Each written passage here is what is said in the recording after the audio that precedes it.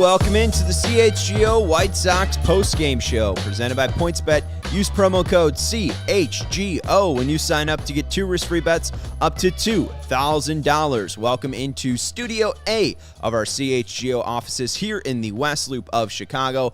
I am Sean Anderson, the host of the CHGO White Sox postgame show. You can follow me on Twitter at Sean_W_Anderson. Alongside me, as always, is Herb Lawrence. Hello. You can follow him on Twitter at Ecknerwall23. You can follow the show on Twitter at CHGO_White Sox. We are here to recap the White Sox losing a 3-game series in Houston, and they lost tonight 4-3. They fall to 31-33 on the year. Houston improves to 41-25. The White Sox are 5 games back in the AL Central. The Cleveland Guardians are 8-2 in their last 10. They are 1 game back of the Minnesota Twins. Twins are 38-30.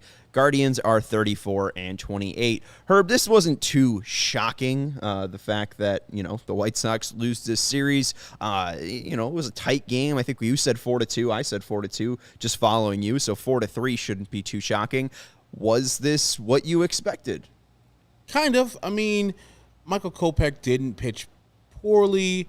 I think if you're looking at the 3 games in the series, Friday was not normal for the White Sox.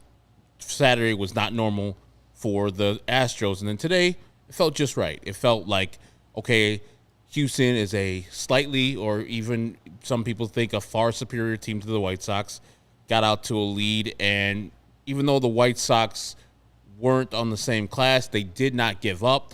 Scoring those 2 runs in the 8th gave you some hope. Getting the leadoff hitter out on in the 9th gave me a little hope, and then I realized who else was behind that leadoff hitter. Josh Harrison with a great walk, which should have been a strikeout. There's a couple of those things today with the umpire, but it felt just right. Houston's a better team, and it's no shame in losing to a better team. I didn't feel any fire, any anger necessarily towards the team messing up as a whole, Tony messing up things as a whole. There's individual things I didn't like, the bunt attempt in the 9th inning.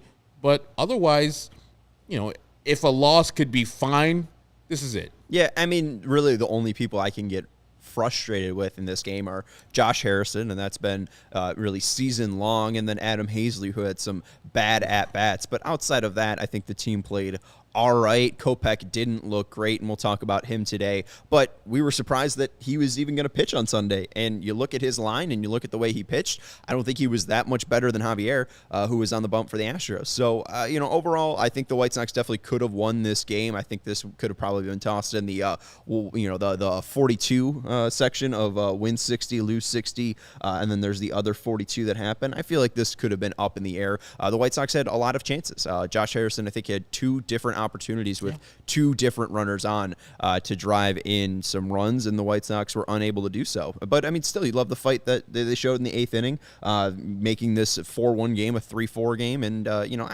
again, Friday was their worst game, just like Jesus said. They played a good series besides the first game, 13-3 in that blowout on Friday.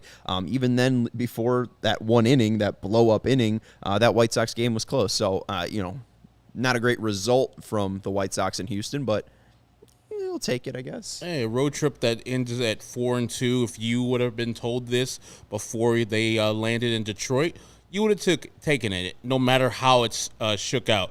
You get the 3 in Detroit, you get the 1 in Houston, and that's all I wanted. 1 game in Houston. They got that on Saturday in convincing fashion. And by the way, Tom, that is a Phillies hat that my man Sean is rocking today. Old school Michael Jack Schmidt Phillies type hat. It's a 47 brand hat, which is on brand for me, and it's got like a fuzzy Phillies one on. I think it's the McLean collection or something like that. So it's got a little fuzzy P on it, and I like the color. I thought it went well with the shirt. That's all I'll say. All right, guys, Stefan Bardo dropping a $5 super chat.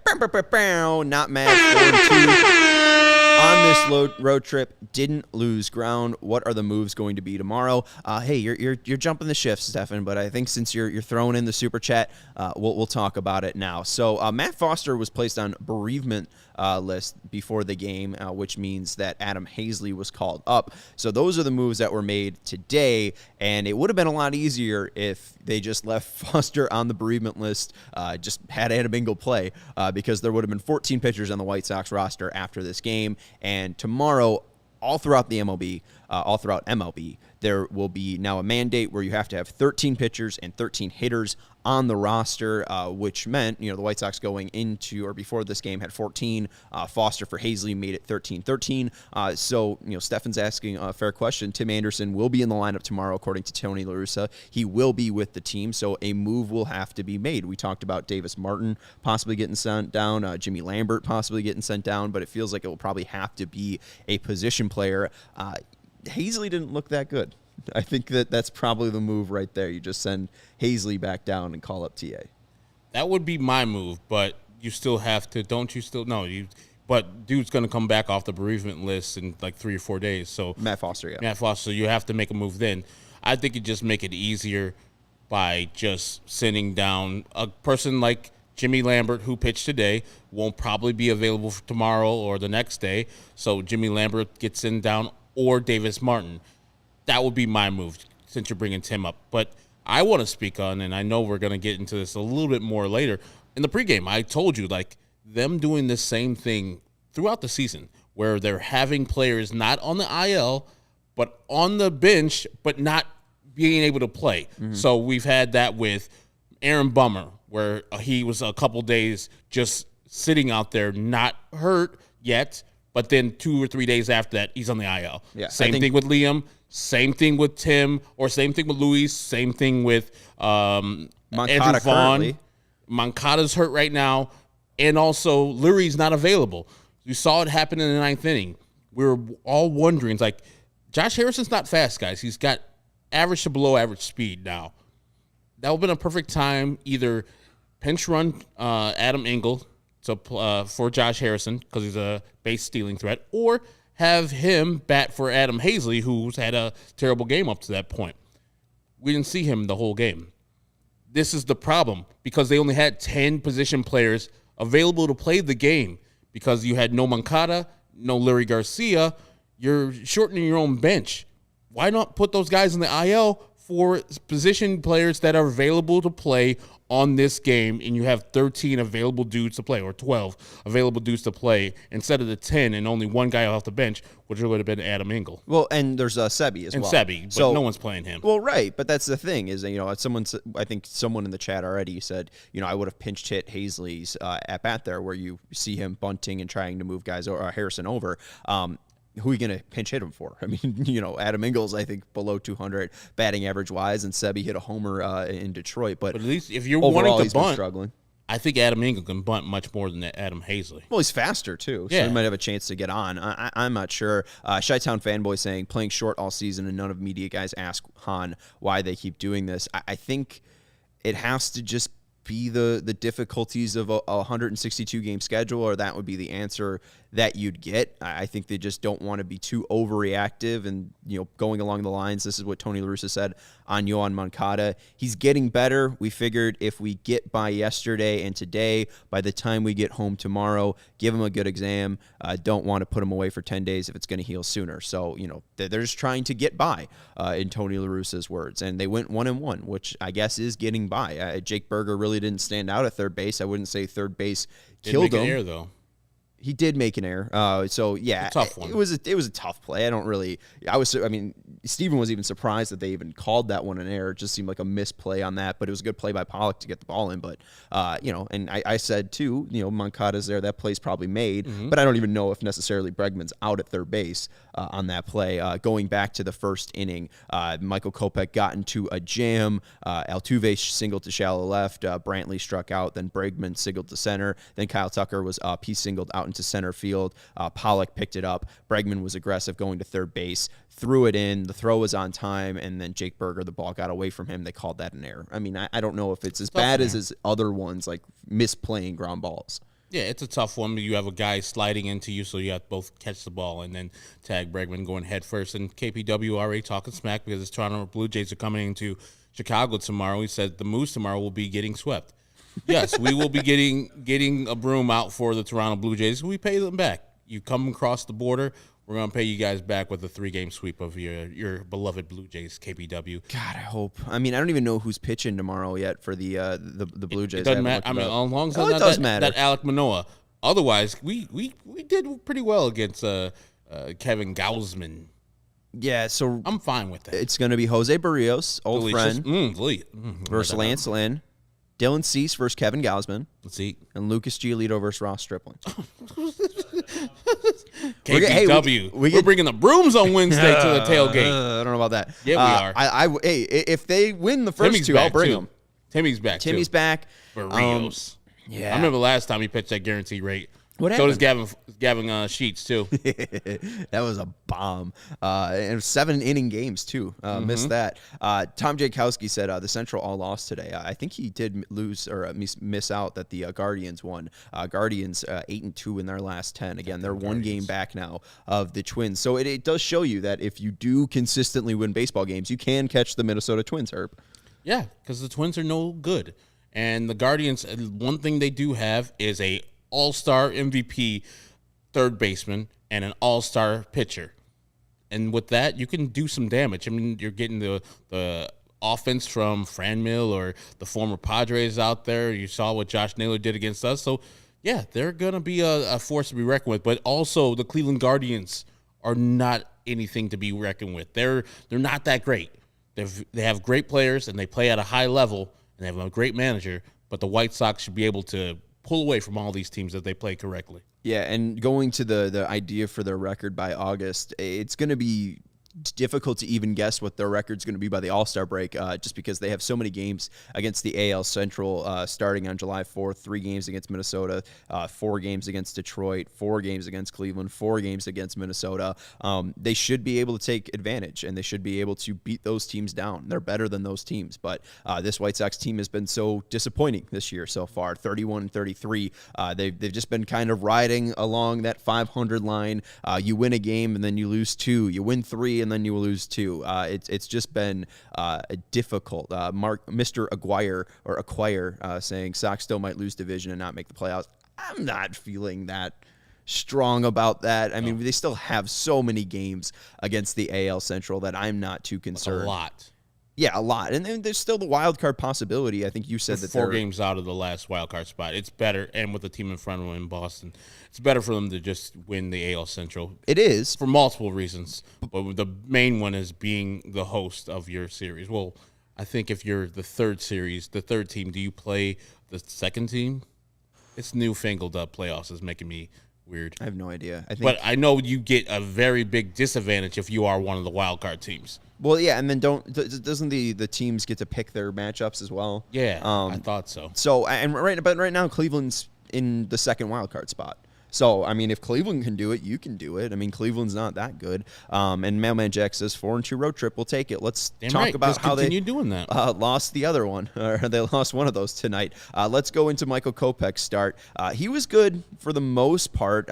Steve Stone had some thoughts about his fastball, and it was, below average today for Kopech. Let's look at his pitch mix and see. Let's look at the starting line first. Let's start there. 5 innings pitched for Michael Kopech, 4 earned runs allowed, 7 hits given up, 1 walk, striking out 4. We did have the Michael Kopech strikeout line at 4.5. I said to go over on that one.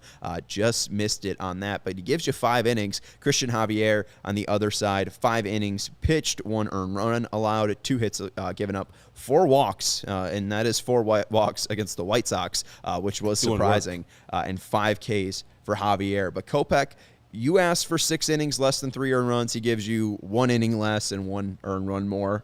How you grading him? Probably a C.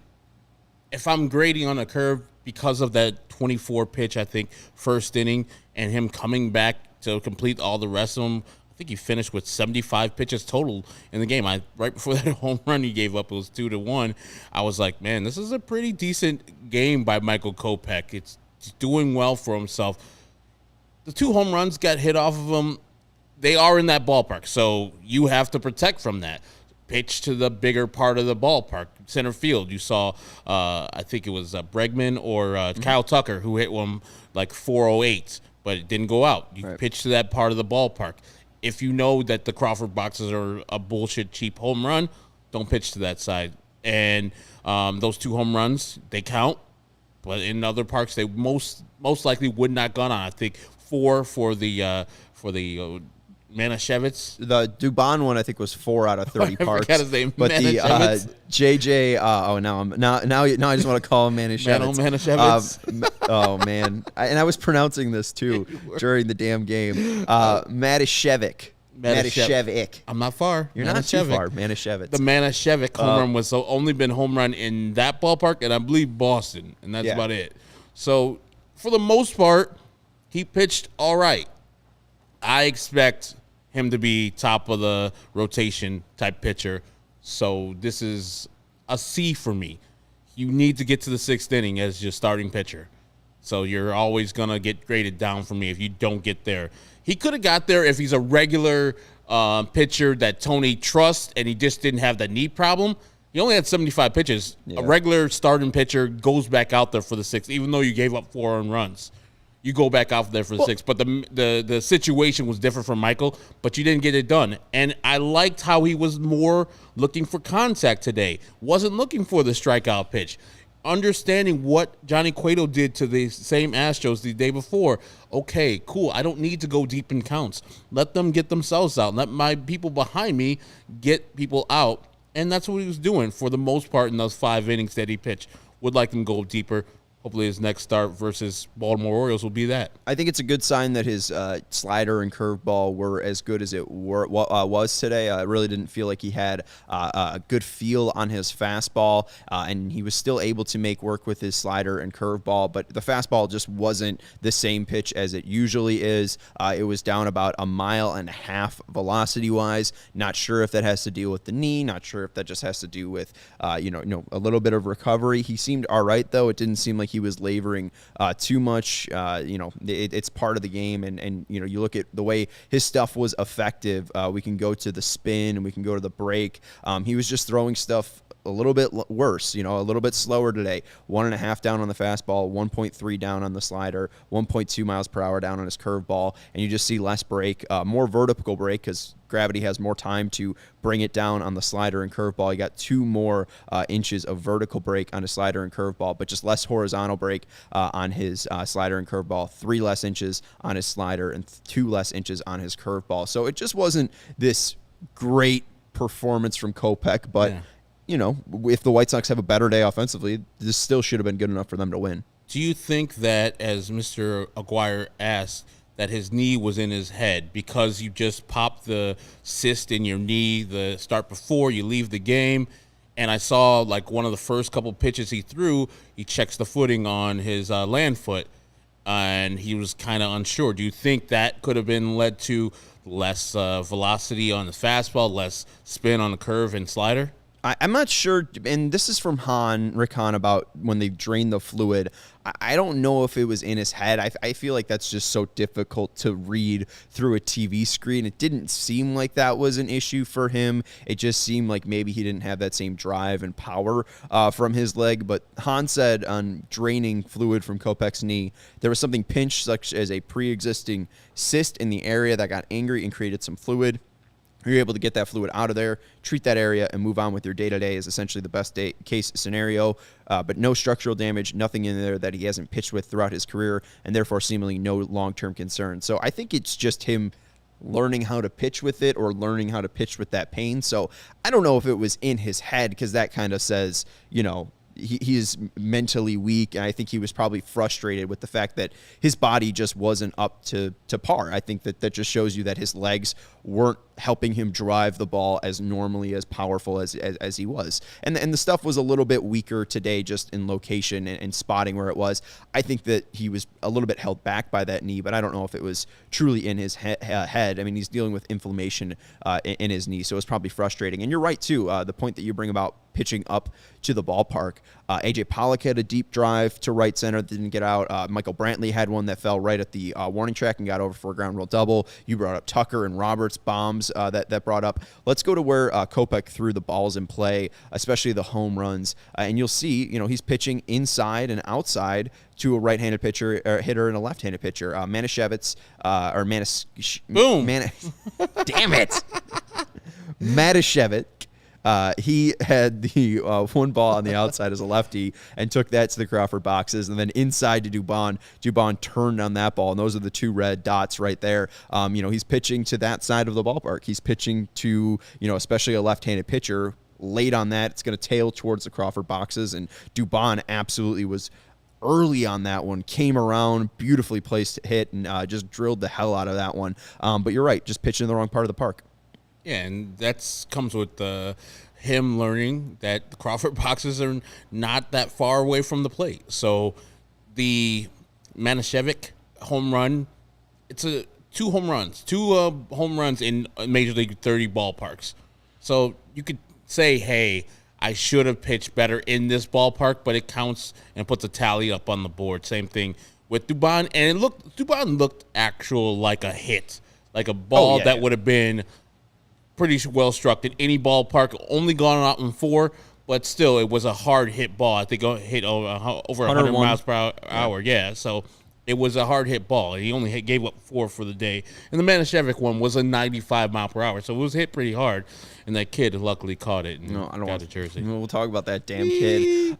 Dave Barista in the chat saying Happy Father's Day to everyone. Happy Father's Day. Happy Juneteenth.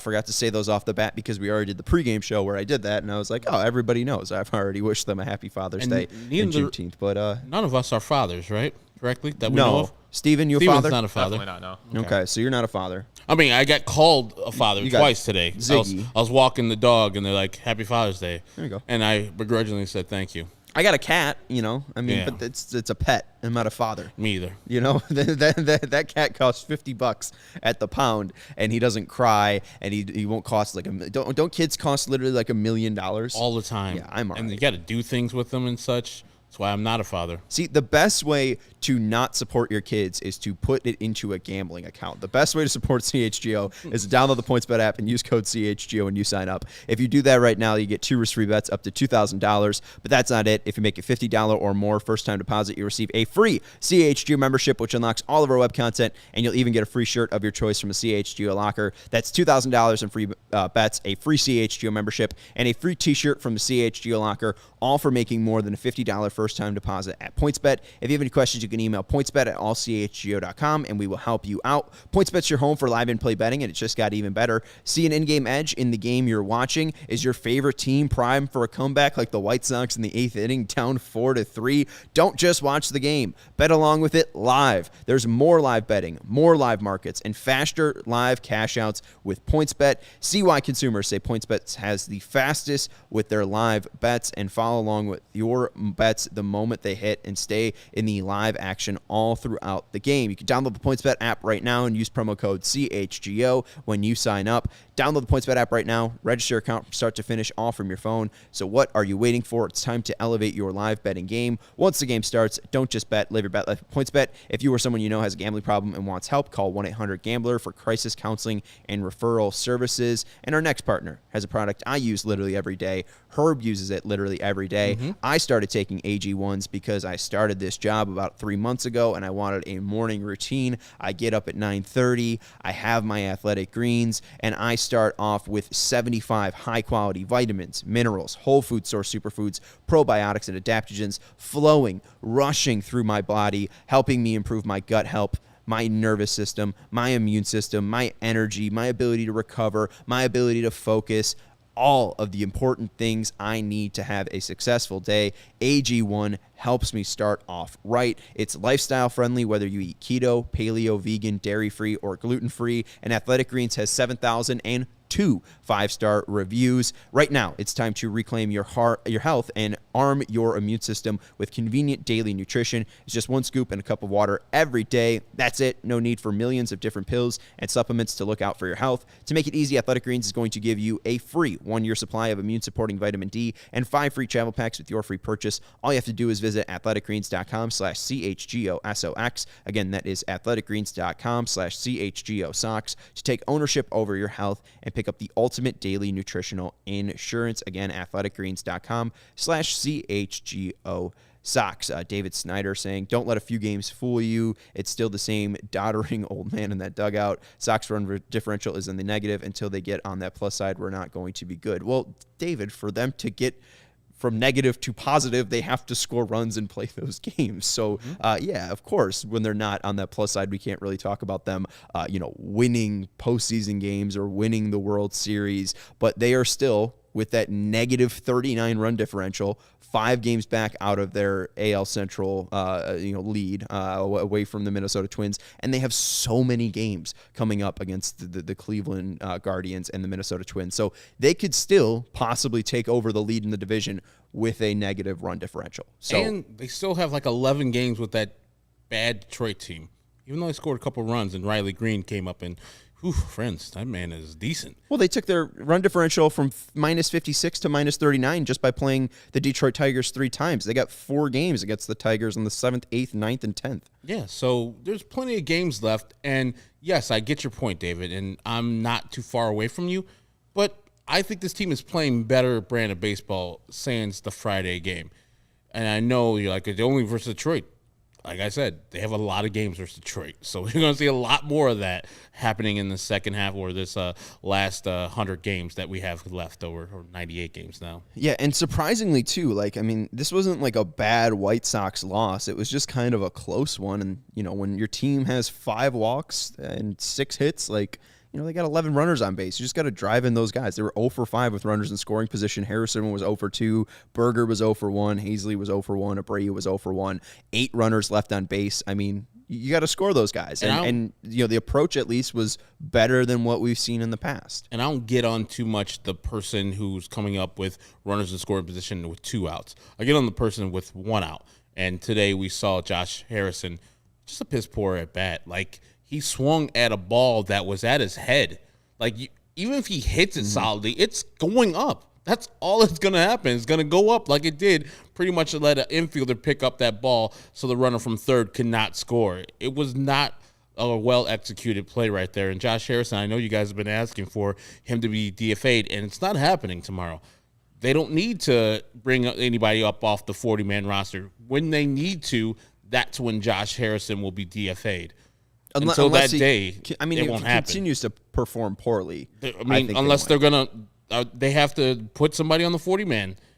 They're just not gonna just DFA him for nothing. You know what I mean? They're not gonna DFA him and then have an open spot just there and have 39 guys. They're gonna have to say, okay, Sosa's doing so well down there at AA, or we're gonna put up Sanchez from AAA and bring them up, but. I don't know if Sanchez is on the 40-man. I know Sosa's not, so they're not going to DFA him. I know your hopes and dreams are to DFA him, but it's not happening. And you saw today, Sanchez. He's pretty good at defensively. Yeah, Sanchez is not on the 40. He did a lot of great things defensively today, so that's what plays for them because they have to see the same at-bats that we're seeing and know that lately he's been doing much better as a hitter, but that can't continue. This can't continue how he's been approaching plate appearances. The walk in the 9th inning, nice. It should have been a strikeout.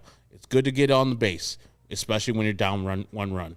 But that's where you lose me because Tony should have pinch hit him because they still think he's Josh Harrison of Pittsburgh. He's not fast, guys. Yeah, not at all. Axminster 6 says, is there any urgency to make things look better with 28 games till the All-Star break? I feel like the Twins and Guardians will have to make some decisions to make that they weren't anticipating. I mean, let's talk a little bit about this. And, Tim Anderson coming back tomorrow. Obviously, a roster move will need to be made. We talked about this on Thursday, Vinny and I, the idea of what to do with Danny Mendick, especially since he's been red hot with the bat recently. Josh Harrison's been so bad. You're gaining an all-star in Tim Anderson. What should be the move here? Because we talked about it a little bit here, but, Josh Harrison hasn't been great. They obviously still think there's something there, whether it be the national start that he had last year or the all-star performance that he had in Pittsburgh. They're still thinking that there's something in that. And one of the commenters said that I understand he's a good clubhouse guy, but he's not really performing. I mean, how long is the rope for Harrison in your mind? I said probably until the end of July. I think he's staying the rest of the year because they think that they're going to get the opposite of what they've gotten at the plate so far from Josh Harrison. They've already DFA'd Dallas. You know, that's a lot of money. And while Josh Harrison's is $5 million, so it's prorated, so it's $3-4 million, nothing to sneeze about. But you know, Jerry's like, I just did almost $18 million for Dallas. You think I'm gonna do another for this guy to go somewhere else and play good defense? And somebody will pick up Josh Harrison because he does have that, and he did have a decent season last year, so he will be picked up by somebody. I think he stays.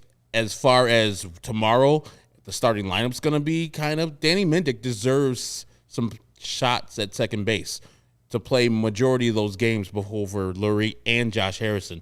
Now, they love the veterans. They love the guys who are proven, and Lurie and Josh, so I can see them playing them a little bit more and then having Danny Mendick, who has options, going back down to Charlotte if need be eventually.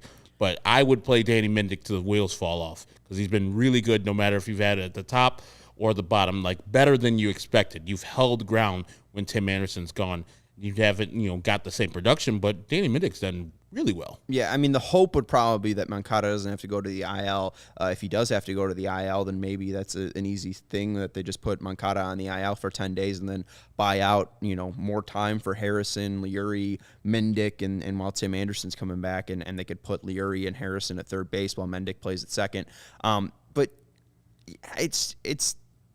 I think the easiest thing would just be sending down Hazley at this point because he has options, and then seeing what Mendick can do at second base. And if Moncada can't play third base, well, then give it to Harrison and see if he can figure it out. But I know that at this point you got to talk about depth and this team's depth.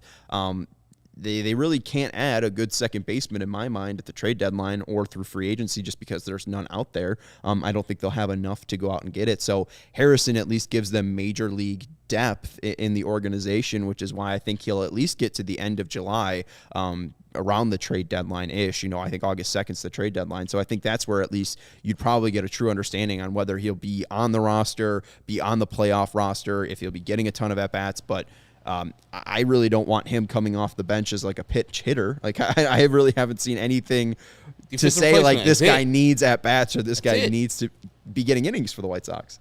Yeah, that's the only thing that he can do. But to your point of Hazley, though, if you send him down and you still don't have Moncada and you still don't have Lurie Garcia, it's really short bench, man. Like, you got a backup catcher and then you have Adam Engel, like they had today. It doesn't bode well. You need more people.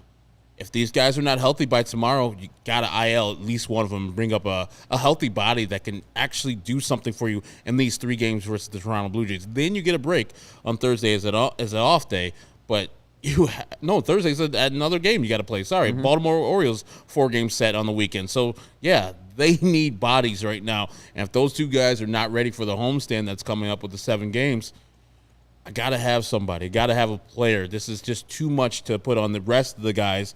And your manager, you got to help him out. He should have made that move in the 9th inning. I know people don't see it as much, but you have to put your best runner on first base when you're down by 1 run to try to steal a base, not try to do the sacrifice bunt like you did with Adam Hazley. So you give Tony more weapons. You give the opportunity to win the game, to put your team in a better position to win the game there with more bodies. I just hate this.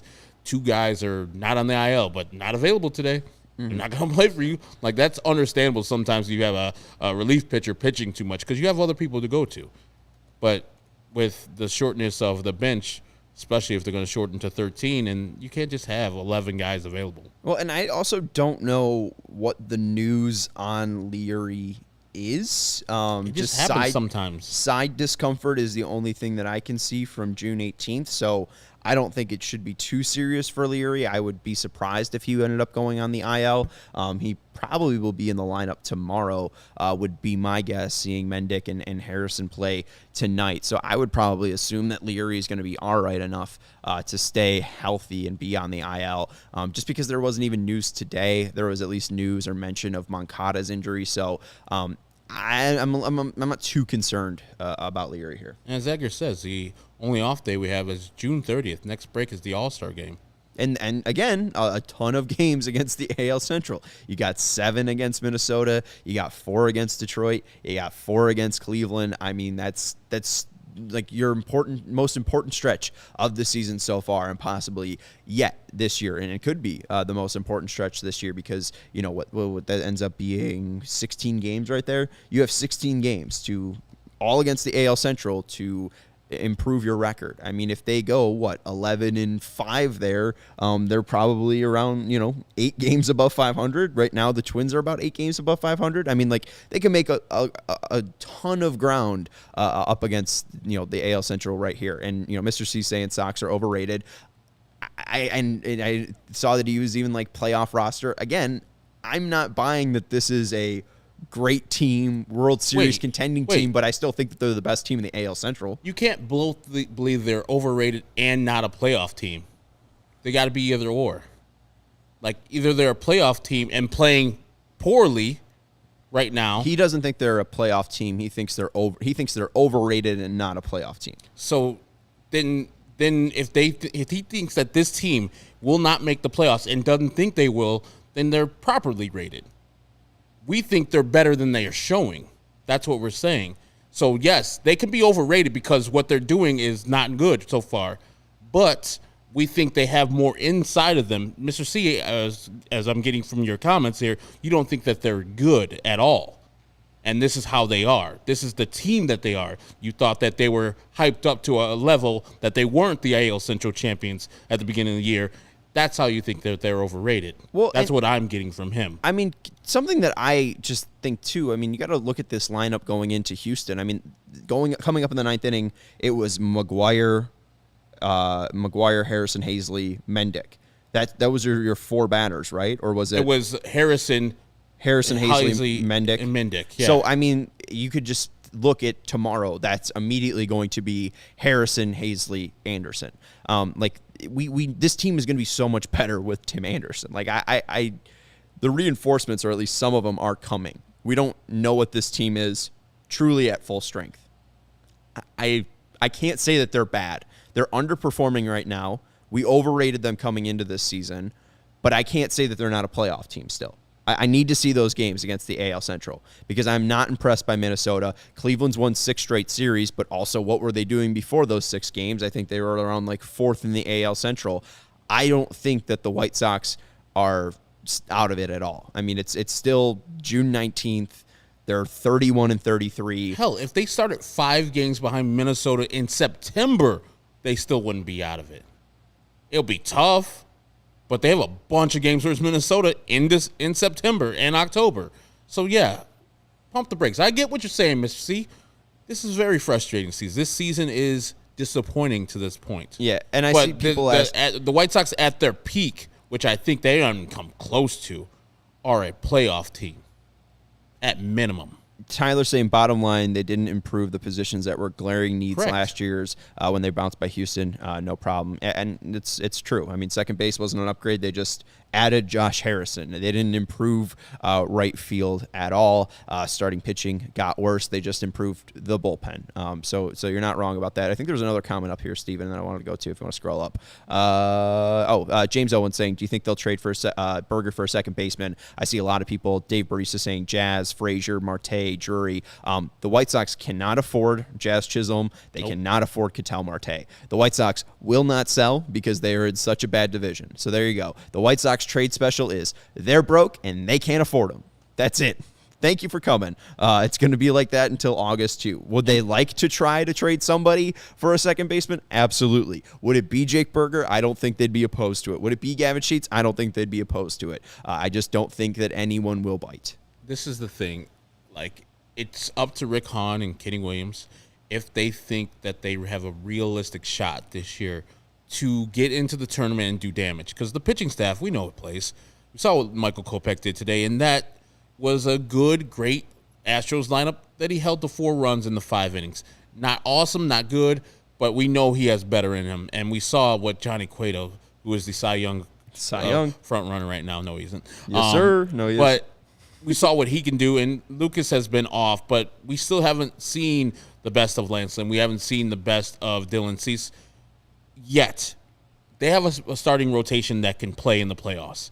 Now, do you sell out?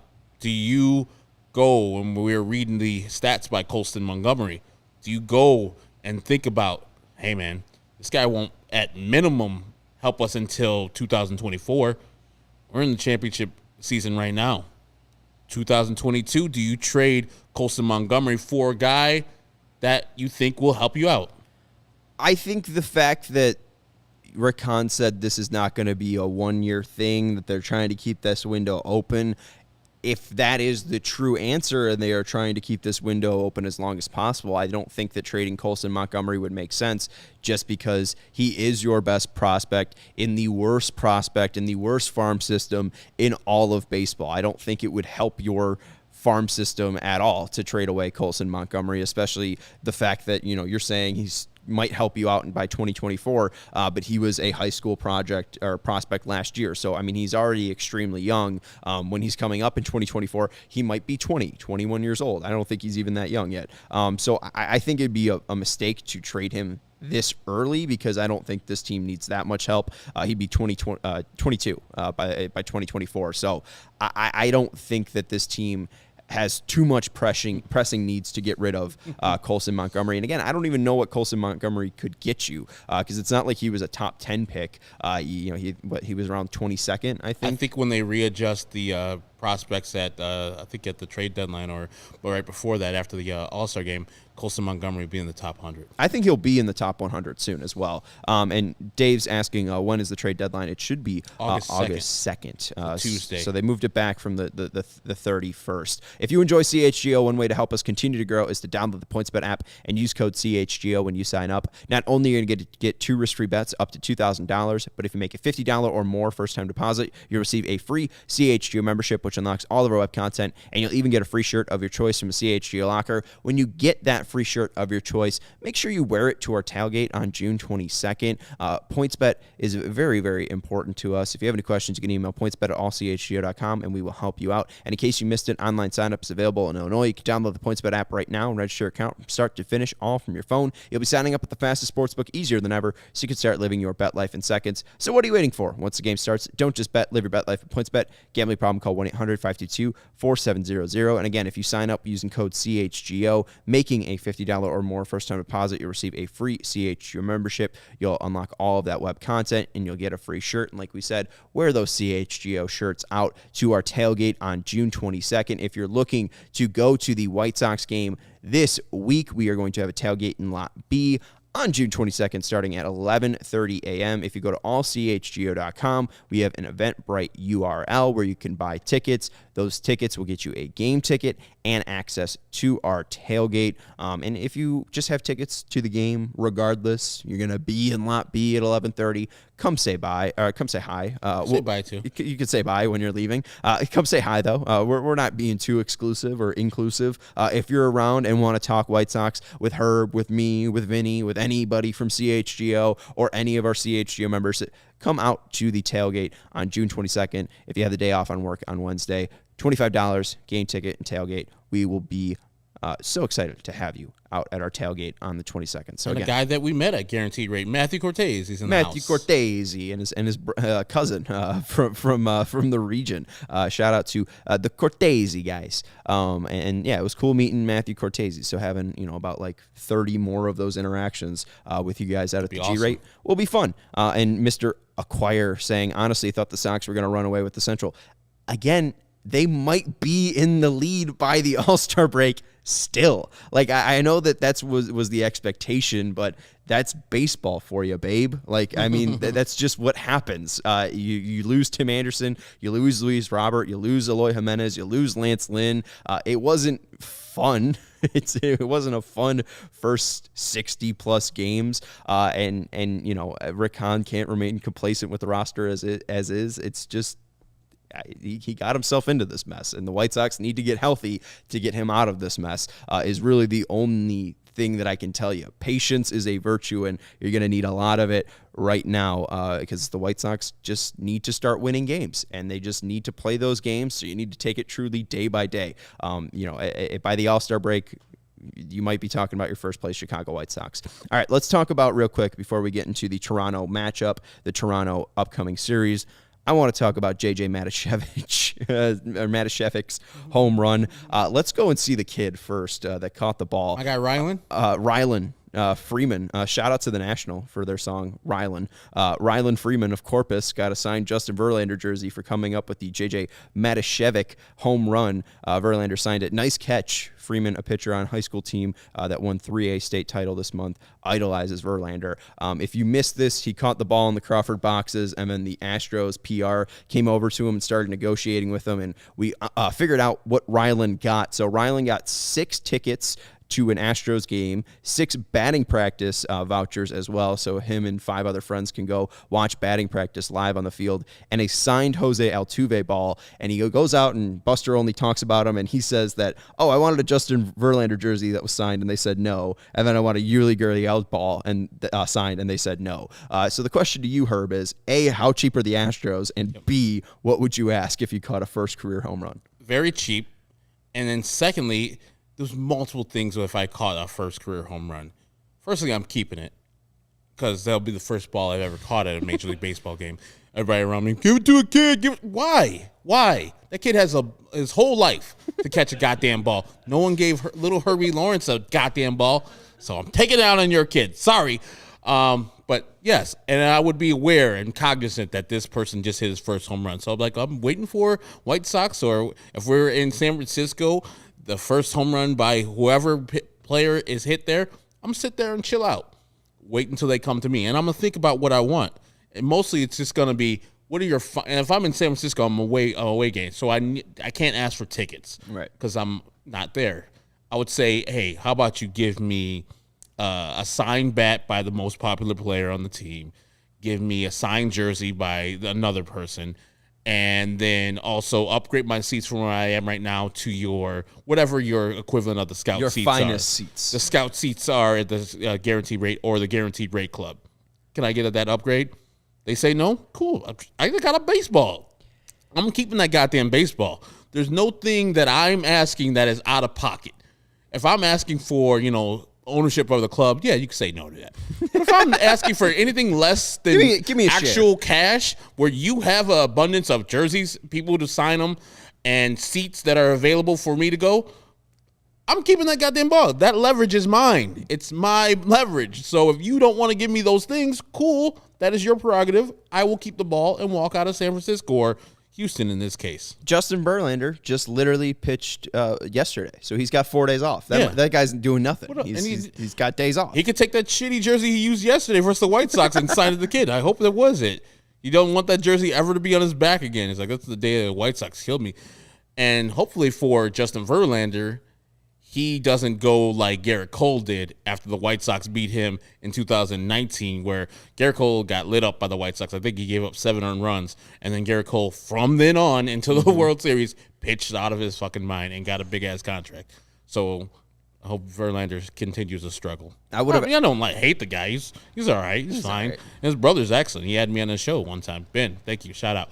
But I don't want to see the Astros do well, so Verlander's part of that, so thumbs down. Yeah, I would have asked for a date with Southpaw. This is what I tweeted out. Date with Southpaw, tour of all the secret tunnels at Guaranteed Rate Field, because I want to see that stuff. Like, how they got Michael Jordan out of the Guaranteed Rate Field when he threw out that first pitch before he announced his retirement. Yeah. They took him through that secret tunnel, got him on 94, and got him the hell out of there. A baseball signed by Shelly Duncan, just because his analytic gold, and 9 bags of peanuts. I think that's a fair trade. 9 bags. A lot of people saying fire Tony or bring back Ozzy. All right, keep it. And that's what I'd want. I think that Zach Hampel, who is known for catching home run balls. I hate that guy. That guy's terrible. A lot of bad guys. He caught Mike Trout's first one.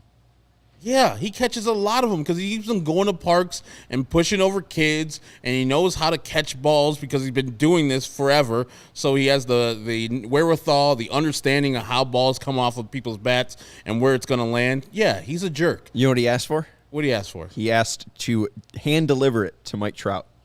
And that's what he did. Yeah, I think he got a picture with Mike Trout and gave him the ball. For that, he can be a little bit better. I mean, he can be seen as a better guy than I. Because if I caught Mike Trout's ball. No, he's a piece of shit, Herb. Oh, yeah. Yeah, I'm just going to say that. Oh, my God. There would be no. Mince those words, Steven. Knowing that what Mike Trout would have been, man, I was like, yeah, give me everything. Yeah, give me a signed ball. Give me that signed bat. Yeah, and I'm going to frame it. Yeah, and I'm going to give me a rookie card of Mike Trout so I can get that signed. Family got a nice house. Take the D. I don't know if NFTs are still a thing. That was a real quick flash in the pan and then went away in a real quick second. Oh, he is weird. Yeah, I mean, Hampel isn't a bad guy. Weird, but gives a lot to kids. Like, hey, he overall, I catches a don't lot. think he's a bad guy. I think that people just think he's a weirdo. I put Zach Hampel and the Marlins man in the same category. Yeah, I would say Hampel's a little bit more relatable than Marlins man because Marlins man just spending a ton of money to sit behind home plate every game, and wearing his hat like this sideways and wearing his Marlins jersey. Marlins ain't playing. And then he went to the meeting with Derek Jeter when he first was the owner. Now he's not. And he's like, you know who I am? And Derek's like, yeah, I guess, whatever. Do you know who I am? I'm Derek Jeter. Who cares, Marlins, man? The guy's just a showboat. He was like, look at me. Every time I see him at the game, he always has to be right behind home plate. He always has to say, I am Marlins, man, blah, blah, blah. He takes kids to games. Great. You could do that in a suit and tie. He could do that in a damn regular-ass shirt. But he has to be, I'm Marlins, man. See me in this bright-ass orange jersey. Always. Baloney's going Hampel over Eminem guys and Eminem guy over Marlins man. I would agree with that ranking. I met George Jacobs, who is the M&M's guy. He owns Windy City Limousine. He's a good guy. He's an all right guy? Yeah, I mean, I wouldn't wear that jacket. M&M jacket. I've seen him up in Detroit. We went on a road trip like a couple years ago wearing that same M&M jacket, and it was 95 degrees. That guy can't sweat. 95. He's got to have some disorder where he cannot sweat. There's no way. That thing just doesn't reek. Yeah. I mean, maybe he has like 20 of them. Probably, but they all probably stink. They probably all reek. He owns Windy City Limos. He can go and get them dry cleaned after the game. I every guess. time. He probably owns the dry Every cleaner single too. time. All right, we got 3 more things to get to before we wrap this show up. We got Guess That Batter, we got a Steve Stone tweet, and we got some AJ Pollock stuff. Let's go worst to best. Let's start off with the Steve Stone tweet. And that is no bash to Steve Stone here, but after Michael Kopech was taken out, Steven Nicholas, our producer, was offended. Just offended that Michael Kopech was punching the wall. And it looked like a phone or something he punched. It was something on the wall. That's his pitching hand. That's literally the moneymaker. I didn't see it initially, and then you he just punched something. I was like, was it with his pitching hand? And Steven's like, yes. I was like, that's dumb. And Steve Stone agrees. One thing you learn as a young pitcher, you make your living with your arm and your hand. I don't care how mad or frustrated you are. You never, I repeat, you never hit anything with your pitching hand. It's beyond stupid. Stoney was not working today. He was just watching the game and tweeting, and that was a good one. I mean, hey, he's right about that. He's 100% right on that. I mean, we learned that from Bull Durham. Mm-hmm. Always. Like, what'd you throw that pitch with? What'd you throw that punch with? Did you throw it with your right or left? Throw it with the right. Oh, don't do that. You always throw it with your left. Stupid. It's like, yeah, that is your moneymaker. Do not mess with it. I don't care how frustrated you are. We learned from different pitchers, do not mess with your pitching hand. That is sacred. And I mentioned after that happened, we saw I'm drawing blank on his name right now. Carlos Quentin. We saw him lose an MVP on the similar kind of thing where he punched his own bat and broke his wrist. Yep. You just never know. It's just not worth it. That was in 2008 season. We could have went far. I believe, right? Yeah, Monica's asking, didn't Michael hurt his hand like this in the minors? He did fracture his hand in altercation with the teammate when he was a Red Sox. Was disappointed after fight. Prospect was diagnosed with a broken hand after getting in a fight with teammate. Kopech, 19, had a cast on his right throwing hand Tuesday at Boston's Jet Blue Park in Fort Myers, Florida. According to WEEI, he was in an altercation with a teammate recently. So yikes. Yeah, he's done this before. I mean, Kopech obviously has shown some frustration too. We saw it after the Cubs game. We saw it after this game. Just got to be smart when you are frustrated. I mean, at least do a Carlos Zambrano and take a bat to like a Gatorade bucket. I don't know, like what you do, but you have to find a way, and Michael has been doing and working on himself. Find a way to channel that anger. It's fine to be angry. It is actually, I like anger. I like anger that you didn't get to where you wanted to go. But you have to find a way to channel that somewhere else. Use your offhand. Go and find a bat and just go to town. Grab some glasses so your eyes don't get affected, and go to town and with your left hand against the wall, Jackie Robinson style in 42. Just go to work on it. I still got to watch that one. That's on Netflix now. All right, let's go to some other stuff. He wins at the end. He does? I'm sorry I spoiled it. Does just Jackie Robinson end up playing in the major leagues? Yes. Oh, wow. He wins at the end. That's a movie.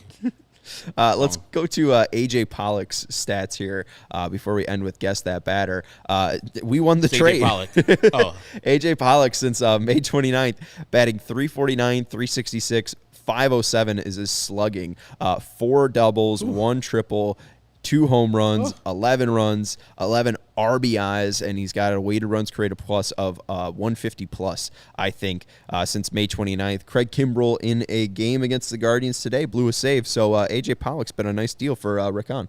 And I know, I was thinking it was Molly Knight that said, A.J. Pollock's going to be really terrible his first month of playing with you. White Sox fans are going to be really pissed off. And then in May or June, he's going to go like 29 for 30, and White Sox fans are going to be naming dogs after him. It's getting there. It's getting there. Molly Knight with the prescient tweet there. I love him. The guy can hit fastballs and do damage against fastballs. We saw that versus Aroldis Chapman. We saw that in today's game where he hit 3 balls really, really hard. And the ball that he hit the hardest was the ball that was caught in the right center field. So, go figure. A.J. Pollock is awesome. He went 2 for 3 today with a walk, and like Herb said, he hit the hell out of the ball that was an out. It would have been out in 2 of 30 home run, or 2 of 30 MLB ballparks. But like you said, Herb, it was to the deep part of the field. If he pulled it down the line, that would have probably hit the train. Would have knocked the train over.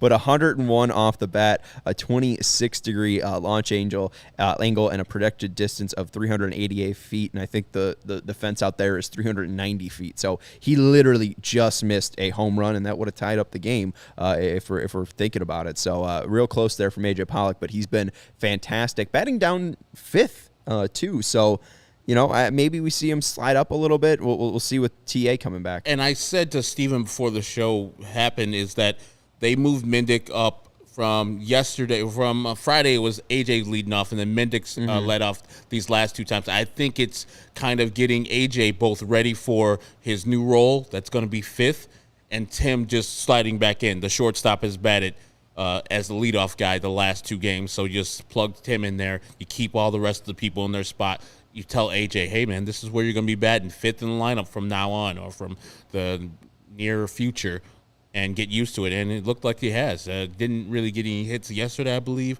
but today with the 2 for 3 and the walk looked great. Matthew Cortese saying Pollock the poodle. So there you go. Someone take it before Matthew Cortese does. All right, let's go to Guess That Batter, Herb. It's our first rendition of Guess That Batter. We're guessing home splits and away splits. At home, this White Sox hitter hits 368, gets on base 432, pretty nice. Slugs 737, has a walk to K ratio of .36. So a little bit, kind of close to, about for every 2 strikeouts he gets a walk, and a weighted runs created plus of 224. Away though, this batter hits 223, gets on base 259, how do you say that? 259. On base percentage of 259. Slugging percentage of 388. A walk to K ratio of 0.12 and a weighted runs created plus of 85. Herb, guess that batter. I'm gonna go with my guy Barista and say it's Tim Anderson. All right, then I'll go back down. How many more I get? 3. I get 3 more, or just 3 total? Well, 3 total. Okay, then I'm gonna go Andrew Vaughn. Damn it! All right, then. All right, I gotta look at. All right, my chat has not said it yet. All right, my final answer. I think I jinxed myself. I'm gonna go with Luis Robert. Fudge! Baloney gets it, and Edgar gets it. Shout out to Alex Rude for sharing these stats with me. But Jake Berger is your batter. Not good. Again, at home, a weighted runs created plus of 224. Away, a weighted runs created plus of 85. Just loves his home bed. He loves home base, but is that concerning? I mean, it's always so weird when baseball works out like that. Like, why is he that good at guaranteed rate field? I don't know. Like, the only thing that is really different, you're sleeping at home. Maybe he doesn't like different hotel beds. I know a couple of years ago that Anthony Rizzo said that he hurt his back on a Cincinnati hotel bed. Oh, yeah. So he's, it exacerbated his already back problem that he had. So in these hotels, you probably can't get the correct amount of sleep. You're doing different things. That's the only thing I could figure because, guaranteed rate's a decent home run hitting park and a good hitting park, but it's not like the best. It's just like a middle of the road home run or a hitting park right now, I think. Right, especially for right-handers. I mean, it's not a significant advantage. Left-handers hit better at guaranteed rate field than right-handers. He did the baby reveal at home. I don't know if he taped it before they went to Detroit or then the off day after they played in Detroit, they just flew back to Chicago because that's when the video came out, either on Wednesday or Thursday. So they did it in guaranteed rate, an empty guaranteed rate at that. So I do not know why, other than him just sleeping at home, is the reason. Do you venture a guess why he would be that woeful on the road? He's like a champion at home. Yeah, seriously. I mean, like, let's do this. Never play him on the road. There you go. We already do platoons with righty left. You just play. You're not even going on the road trip. We're not even going to be tempted to put you on the road trip. Hey, Jake, man, we're leaving. Use all his options. I hope you will enjoy being at home. Yeah. Just stay your punk ass here. We'll see you when we get back. I mean, this is a $1 billion organization. We can't get Jake Berger flying with what's it called? What's the nice bed?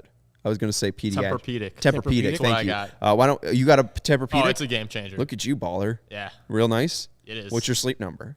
Mine isn't the sleep number. Oh, it's not the sleep number bed. Is it different? Tempur-Pedic. Yeah, there's 2 different beds. Oh my god. 2 competing beds. But yes, I have had life-changing sleep. We got a different bed from Mattress Giant or whatever it's called, the American Mattress Giant, Mattress Firm, and it's great.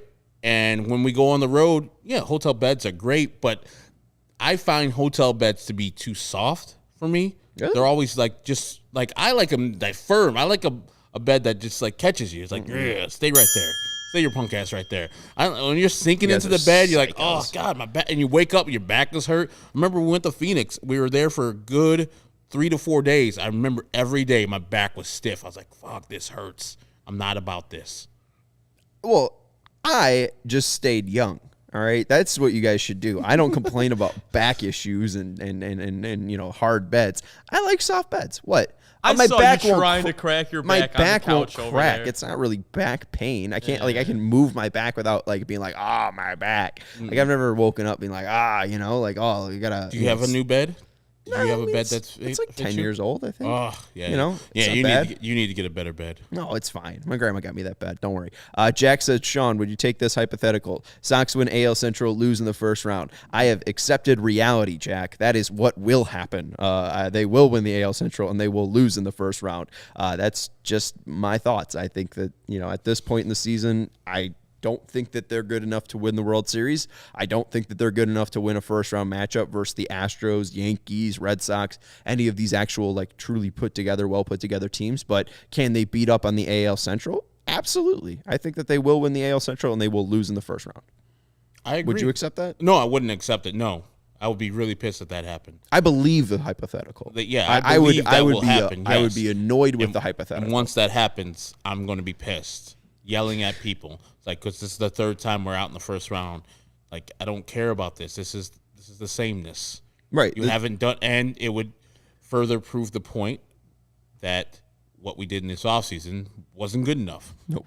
And that we wouldn't have, going into the next season, I wouldn't have faith in Rick Hahn or anybody else to improve this team. Well, and two, if they do that, if they win the AL Central and lose in the first round, that's exactly what happened last year. So, something's got to change, and that's either got to be the manager, that's got to be the general manager, that's got to be a lot of players, and it's easier to change the manager and the general manager. But they're not going anywhere. Unless they want to I go somewhere.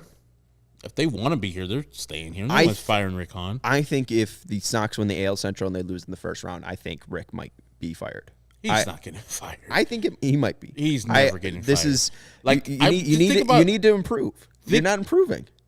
Jerry Reinsdorf has not fired a general manager since I think Larry Himes, and that was in the 90s. And that man selected Frank Thomas. He selected Ron Ventura. I think he selected Alex Fernandez and Jack McDowell. I think 4 straight drafts, those 4 were selected.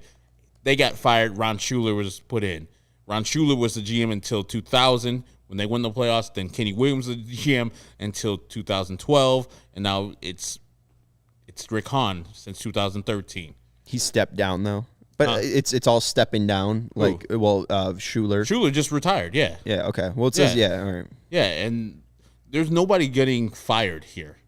There's not going to be a person that's getting fired. Rick Hahn is definitely not getting fired. Hey, maybe Kenny Williams leaves the organization this year after this offseason. He leaves the organization. That won't do anything. They bump Rick up to Kenny's job. Oh, and then Jeremy Haber takes over? Yeah, that'll be their next move. And the cycle continues. And I saw Welcome somebody to being a White Sox in fan. the pregame, and the Teflon Han lives on. It's like, well, I think that Kenny picked up that guy. And all the bad moves are Kenny's fault, and all the good moves Rick Hahn's been GM for 10 years. Yeah, he's been He's been pretty mediocre the whole time. Yeah, he has. He's been bad. All right, this offseason was really mediocre. I don't want to. Hey, someone go look up Kyle Schwarber's stats. Go tell me how many home runs he's hit. Tell me if that would help out the White Sox. How about Jock Peterson? Kyle Schwarber's got more home runs. Go Phillies. You know what I'm saying? That's Herb Lawrence. You can follow him on Twitter at HecknerWall23. I'm Sean Anderson. You can follow me on Twitter at Sean_W_Anderson. You can follow the show on Twitter at CHGO_White Sox. I agree with Edgar. Sean and Herb for GM. It sounds like we could put together a winning ball club. We won't have Tony as the manager, but that'll do it for the CHGO White Sox post-game show. We will be back tomorrow, 6:30 pregame. It will be me and Herb in the studio. Vinny will be out at the G-Right. It is the Toronto Blue Jays coming to town versus the Chicago White Sox. It will be Lance Lynn tomorrow versus Jose Berrios, and we will preview that game for you tomorrow, and we'll have 3 straight pre and post games for you. Actually, 2 straight pre and post games for you on Monday and Tuesday, because on Wednesday we got the tailgate happening on June 22nd at 11:30 a.m. in Lot B. Again, go to allchgo.com and check out the Eventbrite URL to get your tickets for the official CHGO tailgate in Lot B. We're stopping selling tickets tomorrow, so get yours now. And I did add the link in the description of the show, so if you're watching on YouTube, just look down a little bit. You'll find the link right there. You can get your tickets through there. Hit the like button, too. Boom. And hit the like button and subscribe. That's going to do it for the CHGO White Sox post-game show. We will see you tomorrow when the White Sox take on the Toronto Blue Jays. Thank you, everybody, for watching and participating in our live show and watching after the fact, whether you are enjoying your Monday driving to work or enjoying your late Sunday night. We appreciate it. For Herb Lawrence, I'm Sean Anderson. Thank you to Fleetwood Mac for their 1979 album, Tusk, and we will talk to you tomorrow. Go White Sox.